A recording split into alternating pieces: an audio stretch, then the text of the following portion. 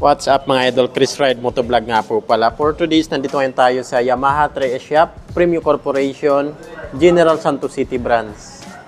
Ayan, meron na po tayo dito ang Yamaha NMAX 155 2025 model.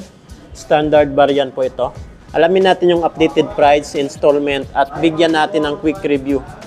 Dalawang kulay po yung available nila dito. Isang naka-glossy black at meron naman tayong naka-silver. Grabe, sobrang angas na po talaga ng design niya.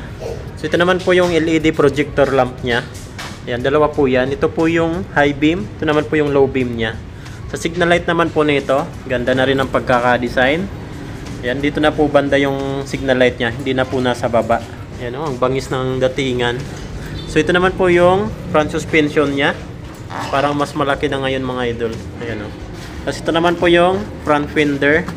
Malapad. Pinaghalong glossy black. At dito naman matte black. Pagdating naman po sa braking system niya, napakaganda kasi nandito pa rin po yung anti-lock braking system or ABS. Ganda rin ang pagkaka-design niya.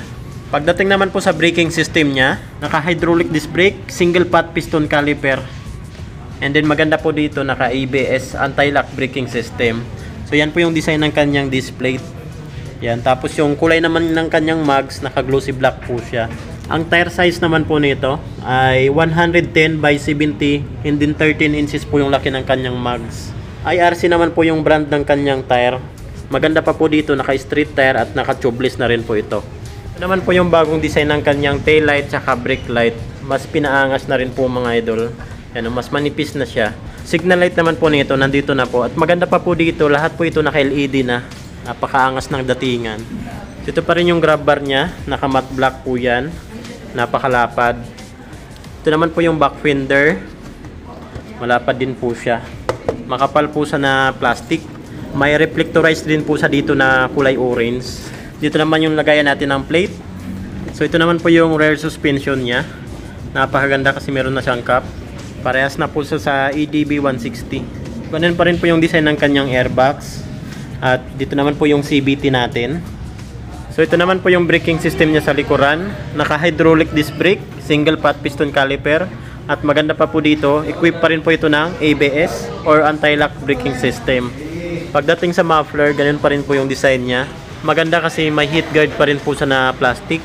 Dito naman po yung cooling system natin. Naka-liquid cooled po yan. Size naman po ng gulong niya dito sa likuran ay 130 by 70. And then 13 inches pa rin po yung laki ng kanyang mags. So yan, pagdating naman po sa makina nito, naka 4 stroke, 4 valve, single overhead cam at ang cooling system po nito ay liquid cooled. Ito na po yung pinagkaiba nila, version 2 NMAX version 3. So yan, mas sporty, mas aggressive na po yung design niya. Itong 2025 Yamaha NMAX natin. Ganda, parehas aggressive yung design. Pero mas matangkad po ito tingnan. Tapos pag tiningnan natin sa side, mas manipis siya. Ayan, mas manipis na po siya dito banda. Unlike doon, medyo brusko pa siya. Pagdating naman po sa instrument panel gauge, so ito po yung luma natin na Yamaha NMAX. Ito naman po yung pinakabago natin. Wow, ang ganda. Mas pinalapad yung instrument panel gauge niya. Ayan. Tapos, pagdating naman po sa handlebar, mas mataas siya. Ayan, tapos yung dito niya banda, mas maganda na yung design. Ayan, dito naman po sa left side, yan dito naman po yung high beam, low beam, turn signal light, horn, at dito naman po yung menu ng kanyang dashboard. Ito naman po yung kill switch niya, hazard switch, at electric start. So ito naman po yung ignition niya. Maganda po dito, naka-keyless na po ito.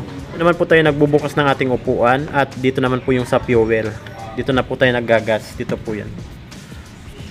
Then di pa rin nawawala yung mga pocket niya mga idol. Ayan o. So dito sa right side, ayan o, meron sang cover dito. Dito naman sa left side, dito naman po tayo nag-charge ng ating cellphone. Meron po sa ditong charging port.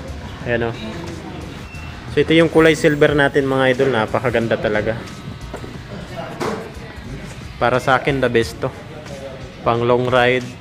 Dumako naman po tayo sa price saka installment update nila dito. Dito pa rin yan sa Premium Corporation. Ayan o. Premium Motorcycle Sales and Service. So, NMAX ABS, yung pinakabago ngayon. So, SRP po nito, 155,900 pesos. So, yan na po yung cash price nila dito mga idol. Ayan po. Pagdating naman po sa down payment, 15,000 pesos. So, ito naman po yung sa monthly natin. Sa 12 months, 1 year ay 15,015 pesos. Sa 24 months, 8,770. Sa 36 months, 3 years ay 6,730. So may rebates pa po yan na 200 pesos kung maaga po tayo magbayad. Sa mga previous po, meron po tayong free helmet, jersey, TPL insurance at 3 years LTO registration. So, dito lang po yan sa Yamaha 3S Shop, Premium Corporation, General Santos City.